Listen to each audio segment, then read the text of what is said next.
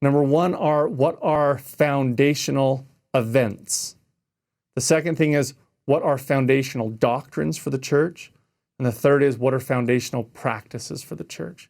So let's take a look at those foundational events. Foundational events are summarized in verses 1 through 16. So let me get my own scriptures with you here. And I'm basically going to pick up in verse 5, because he gives the introduction that in verse 1 through 4, that Joseph and Oliver are the first and second elder and apostles. Now look at the story in verse 5. If I threw out a challenge to you and said, okay, list off the top of your head the foremost earliest stories of the Restoration, the four basic foundational narratives that we tell, what would you say?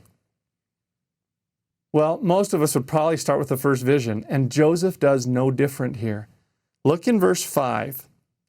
After it was truly manifest unto this first elder that he had received a remission of his sins, he was entangled again in the vanities of the world. That's really important. Now, some of you might be saying, how is that the first vision? Just write in your notes or in your scriptures there, that's the 1832 account of the first vision. Joseph says in the 1832 account that one of his main things on his mind was having his sins forgiven him. And that when the Lord appeared, he said, Joseph, my son, thy sins are forgiven thee. And that after the first vision, as he says in his history, he fell into the foibles of youth, the vanities of the world. So right there, mark verse 5. That is actually the earliest published reference we have to the first vision. Sometimes critics of the church will say, Joseph never talked about the first vision. He never published it. It didn't come until later. While a lot of that is true, by the way, the first known account of the first vision wasn't published publicly to the church until 1840. There are hints that Joseph was telling the first vision from the very beginning. So Joseph says, I had an experience where God forgave my sins, the first vision. Then what's the next foundational story? Verse 6, after repenting and humbling himself through faith, God ministered unto him by a holy angel, whose countenance was as lightning and whose garments were pure and white above all other whiteness. And he gave him commandments which inspired him. We call that the coming of Moroni to Joseph.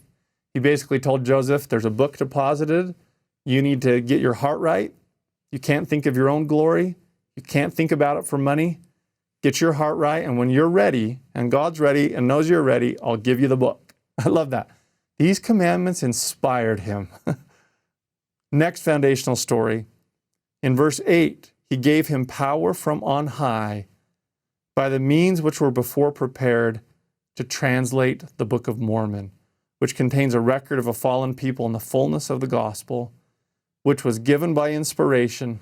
So the third foundational story is, okay, now I got the plates and I translated them by the gift and power of God. We have this book, the Book of Mormon. Now here's where the fourth foundational story might get a little different. Today in the church we say, and then God gave Joseph Smith priesthood through John the Baptist, Peter, James, and John. That's the last video in the series. But that's not what he says here. The fourth foundational story picks up in verse 10, which was given by inspiration and is confirmed to others by the ministering of angels and is declared unto the world by them. So the fourth foundational story seems to be the angel Moroni appearing to the three witnesses of the Book of Mormon, confirming and declaring to them that the book is true, and then gaining their witness that the plates are real and the book's translation is accurate, and that they then declare it to the world. Well, why? Why that fourth story? Because if you look at verse 11, here's the logic. Proving to the world that the Holy Scriptures are true and that God does inspire men and call them to his holy work in this age and generation, as well as in generations of old. That's the goal. Like today, how do we try to show people that Joseph Smith was a prophet? We hand them the Book of Mormon. And we say, here, look, we tell the story. First vision, Moroni translated it. Read the book. Read the three witnesses. Let me add my witness, and you'll know that Joseph was a prophet and that Jesus is the Christ. That's the logic, and it's still the standard narrative and logic that we use in the church today. There's our founding stories that he tells and why he tells them.